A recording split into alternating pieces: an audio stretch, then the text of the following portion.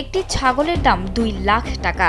শুনতে অবিশ্বাস্য মনে হলেও 3 বছর ধরে লালন পালন করা 90 কেজি ওজনের এই ছাগল এবার কুরবানির হাটে উঠছে 2 লাখ টাকা দাম নিয়ে। চুয়াডাঙ্গার দামুড়হুদা উপজেলার লোকনাথপুর গ্রামের বাসিন্দা আবু সাইদ পেশায় মোটরসাইকেল মেকানিক হলেও শখ করে বাড়িতেই পালন করছেন একটি খাসি ছাগল।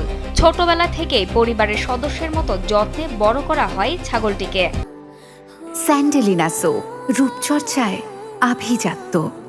সম্রাটের ওজন এখন প্রায় 90 কেজি। শখের এই খাসির দাম চেয়েছেন 2 লাখ টাকা।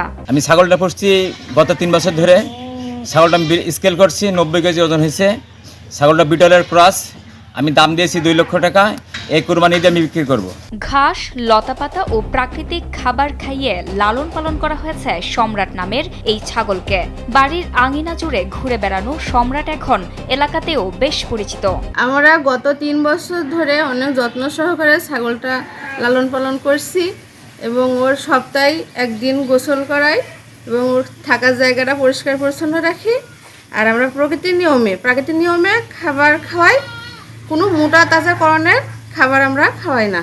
লোকমুখে খবর ছড়িয়ে পড়ার পর প্রতিদিনই অনেক মানুষ সম্রাটকে এক নজর দেখতে আসছেন। বিশাল আকৃতির এই খাসি দেখে অনেকেই অবাক হচ্ছেন। আমি এলাকার মানুষের মুখে অনেক শুনেছি যে এখানে যে একটা বড় একটা খাসি ছাগল আছে, তো সচক্ষে আমি ওই জন্য দেখতে আসলাম।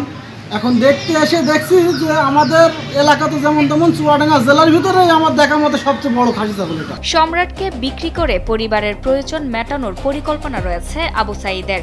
এখন শুধু অপেক্ষা কাঙ্ক্ষিত দাম পাওয়া আর প্রিয় সম্রাটের নতুন ঠিকানায় চলে যাওয়ার।